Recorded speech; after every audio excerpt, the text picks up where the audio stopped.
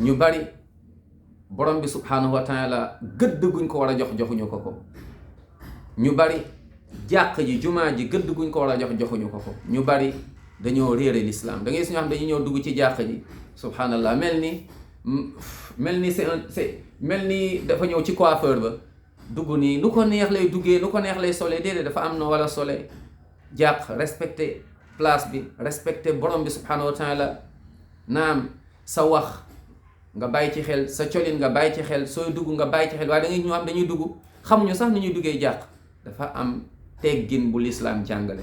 nit buy dugg jàq tànk droite lay duggee wax ñaan bu mu war a wax, buy génn jàq tànk gauche lay génnee wax ñaan bu ko yonent bi jàngal sallallahu alayhi wasallam. booy dugg jàq sa tànk droite ngay jiital ne bismillah wassalaatu wassalaamu ala rasulillah allahumma ighfir li dunubi waftax lii abwaaba rahmatik.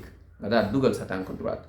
yàlla bu la nangulee ñaan bi nga tudd borom subhaanahu wa taala, tàmbali lépp ci tudd borom subhaanahu wa taala, julli ci yonent bi sallallahu alayhi wa sallam, ñaan borom subhaanahu wa taala mu jéggal la say bàkkaar, ubbil la buntu yërmandeem. macha allah t'imagine yàlla nangul la ko. booy génn tànk gauche ngay génnee, tànk gauche bi ngay génnee càmmoñ.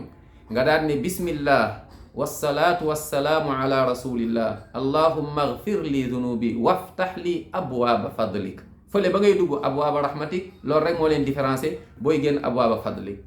lii lañ war a def. kon mbokk yi nañu góorgóorlu jàng suñu diine. lii nag ñi nga xam ne ñoom ñooy ay sëriñ, ñi nga xamante ne ñoom ñooy jàngale, ñi nga xam ñoom ñooy ay ustaaz, ñi nga xamante ne ñoom ñooy ay imam, ñoom ñoo war di fàttali lii nit ñi, ndax nit ñi di ko jëfee. nit ñi bëgg nañ diine waaye des fois dañ leen ko dul fàttali. lii moom mooy objectif, moo tax ñuy def waxtaan yu mel nii, ndax nit ñi mën a dellu si, ndax ñun ñëpp yàlla yërëm ñu, musal ñu ci safara, waaye yàlla yërëm ñu dugal ñu aljanna. yàlla mu yërëm ñu may ñu mujj bu rafet, waaye yàlla yërëm ñu may ñu leeru bàmmeel bés penc ñu dugg aljanna bi xayri xisaabin wala iqaabin wala saabiqin adab. amin ya rabbal alamin.